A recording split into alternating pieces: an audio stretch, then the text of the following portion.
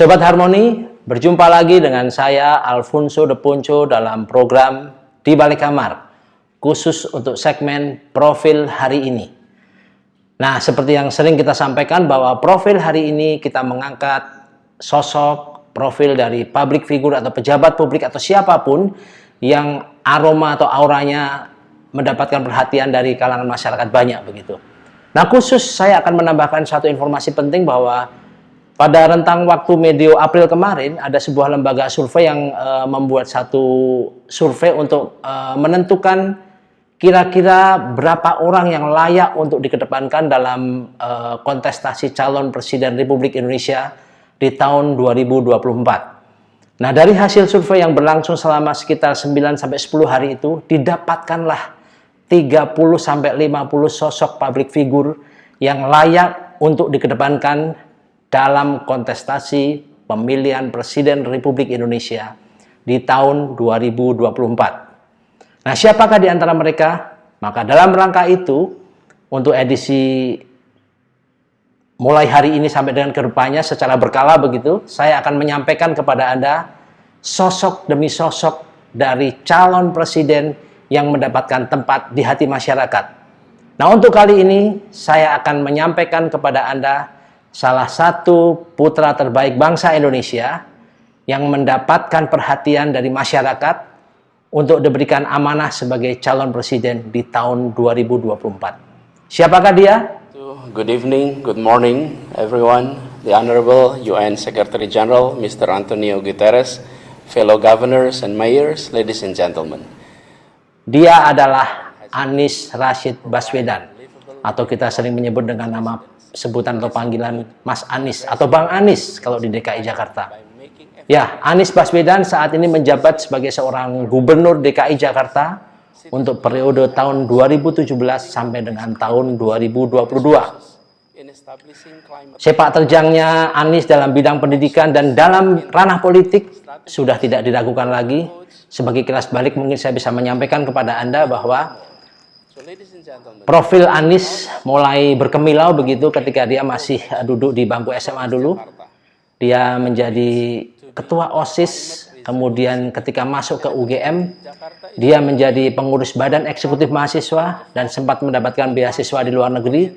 Dan sampai dengan ketika dia lulus di tahun 95, Fakultas Ekonomi, dia mendapatkan penghargaan untuk mendapatkan beasiswa ke luar negeri juga.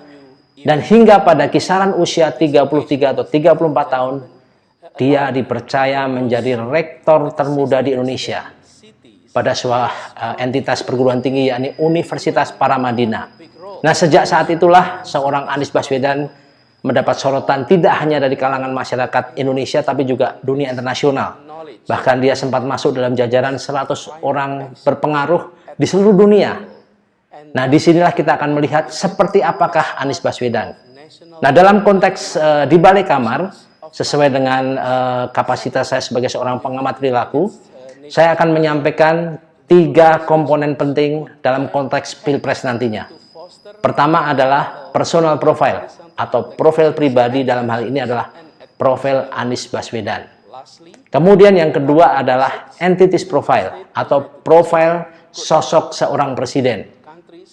Kemudian yang ketiga adalah candidate to job matching analysis atau analisa tingkat kesesuaian antara seseorang dengan jabatan yang hendak diembannya. Nah, baik, untuk yang pertama saya akan menyampaikan kepada Anda personal profile dari seorang Anies Rashid Baswedan. Sobat Harmoni, secara esensial Anies adalah pribadi yang talkative, artinya ramah, cakap berkomunikasi, dan ingat baik, dia seorang komunikator yang ulung. Dia bisa menyampaikan dengan intonasi yang tepat, diksi yang tepat, kemudian juga penyampaiannya mudah dimengerti.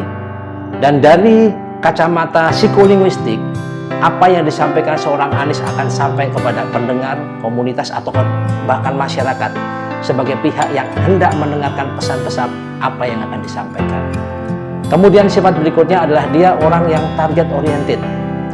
Dia pribadi yang sangat tertantang untuk kewajiban atau tugas yang lebih besar. Itu sebabnya dia punya pemandangan gambaran yang besar tentang apa yang harus dilakukan. Mungkin ada di antara kita yang kalau mengerjakan sesuatu step by step. Tapi seorang Anies dia visioner, dia bisa melihat 3-4 langkah ke depan. Tentunya dengan langkah-langkah atau goal setting yang jelas begitu. Kemudian dari sisi pride atau dignity-nya, dia pribadi yang sangat memegang secara teguh begitu prinsip yang diyakininya. Nah, dalam konteks ini terbentuk karena dia adalah pribadi yang mempunyai managerial skill yang bagus, leadership skill yang bagus. Kita tahu bahwa Anies ketika masa mudanya dia aktif di SMA-nya, kemudian di Civitas Akademika di UGM dia juga aktif sebagai bagian dari Badan Eksekutif Mahasiswa. Dan saya masih ingat dulu ketika zaman SMA ada sebuah acara di TVRI DIY kalau nggak salah, Tanah Merdeka. Di situ Anies bertindak sebagai seorang host untuk mewawancari beberapa tokoh nasional. Salah satunya adalah Ibu Tini Soeharto. Nah, kemampuan berkomunikasi ini menjadikan Anies sebagai pribadi yang dalam tanda kutip dia seorang pribadi yang cakap mengkomunikasikan pesan apapun. Dan ini satu keunggulan dari Anies Baswedan. Nah, sisi lain apa Sobat Harmoni? Ada satu sisi yang mungkin ini perlu ditingkatkan dari seorang Anies adalah sense of urgency. Tingkat kesegeraannya dalam mengambil keputusan untuk hal yang penting. Karena biasanya secara teori personality, orang yang talkative communication skill-nya, dia akan cenderung pengambilan keputusannya berdasarkan 2 hal. Nah, dalam konteks ini saya akan menyampaikan kepada Anda 3 sub karakteristik Anies Baswedan. Ingat baik, dia tadi adalah pribadi yang talkative, yang komunikatif. Nah, 3 hal yang melekat dalam diri Anies pertama adalah decision making style, gaya pengambilan keputusan. Seorang Anies Baswedan mengkombinasikan rasional dan intuitive point of view. Manakala dia bertemu dengan satu masalah di dalam masyarakat, kemudian dia sebagai pejabat publik harus mengambil keputusan, maka di situ dia akan mencoba untuk melogikakan kemungkinan apa yang akan terjadi seandainya keputusan ini dilakukan dengan beragam penolakan mungkin atau reluctant dari masyarakat. Nah, dari sisi ini Anies mengedepankan sisi logic thinking. Tetapi pada saat yang berbeda, dia memakai intuisinya. Tanpa harus banyak berpikir, dia melihat bahwa kalau kebijakan ini diambil, maka saya pastikan ini akan berdampak bagus buat masyarakat. Nah, kemampuan mengkombinasikan antara rasional dengan intuitif inilah yang melekat dalam diri Anies. Kemudian yang kedua adalah perseverance. Tingkat kemampuan untuk menghadapi tekanan, atau bahasa yang lain adalah endurance. Anies memiliki perseverance rate di atas rata-rata. Bagaimana kita bisa melihat ketika dalam 1-2 tahun terakhir ini ada banyak serangan baik bernuansa faktual maupun politis. Dia dengan cukup diplomatis bisa menyampaikan jawaban yang memang kontekstual, kira-kira begitu.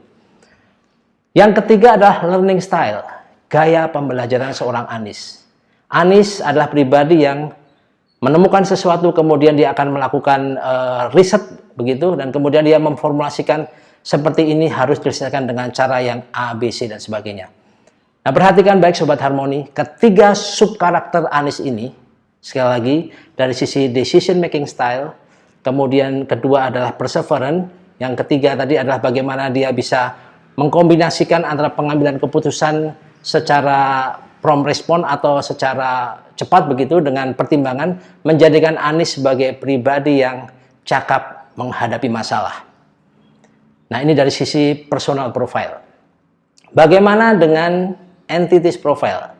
Saya sudah menyampaikan pada episode sebelumnya bahwa entities profile dari presiden adalah pribadi yang harus memiliki wawasan kebangsaan, seorang nasionalis sejati.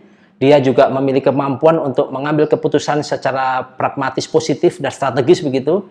Dan dia adalah pribadi yang harus cakap mengelola hierarki pemerintahan secara komprehensif.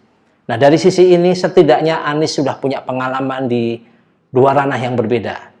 Sebelum dia menjabat sebagai Gubernur DKI, pada 1 atau 2 tahun sebelumnya dia adalah menjabat sebagai Menteri Pendidikan pada masa periode pemerintahan Pak Jokowi di periode pertama. Kemudian dia juga menjadi Gubernur DKI saat ini. Seperti kita ketahui bahwa DKI adalah barometer dari kehidupan holistik dari masyarakat Indonesia karena sebagai pusat pemerintahan dan ibu kota negara. Kemampuan Anies dalam periode setidaknya 3 tahun ini mengorkestrasi DKI Jakarta menjadi salah satu tolok ukur apakah dia nanti bisa masuk ke pembahasan saya selanjutnya, yakni candidate to job matching analysis.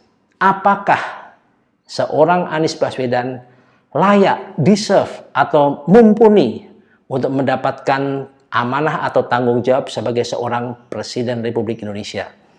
Nah, dalam konteks ini, setidaknya ada 3 hal yang mungkin akan saya sampaikan kepada Anda, bahwa Pak Anies seyogianya menginternalisasi kemampuan berpikir, cara pengambilan keputusan seorang kepala negara. Artinya ada banyak pertimbangan, dia mesti memberikan satu kesempatan kepada penasihat-penasihat dari berbagai disiplin ilmu untuk memperlengkapi dia sebagai seorang Presiden Republik Indonesia.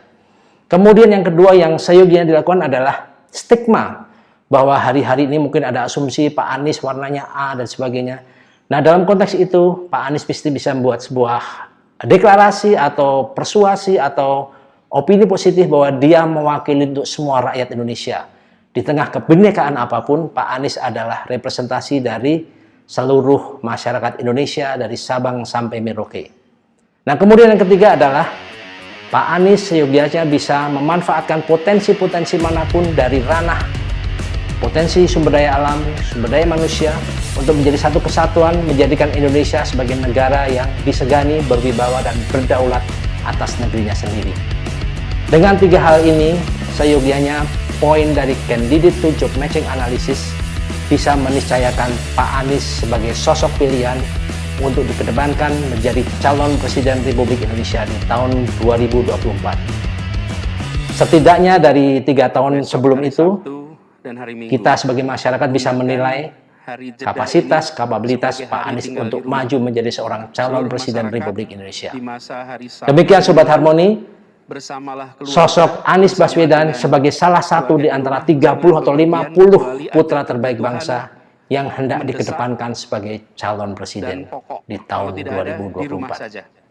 Dari tempat yang harmonis, saya Alfonso de Ponco menyampaikan salam harmonis bagi Anda. Yang kedua, petugas-petugas akan membubarkan kerumunan-kerumunan.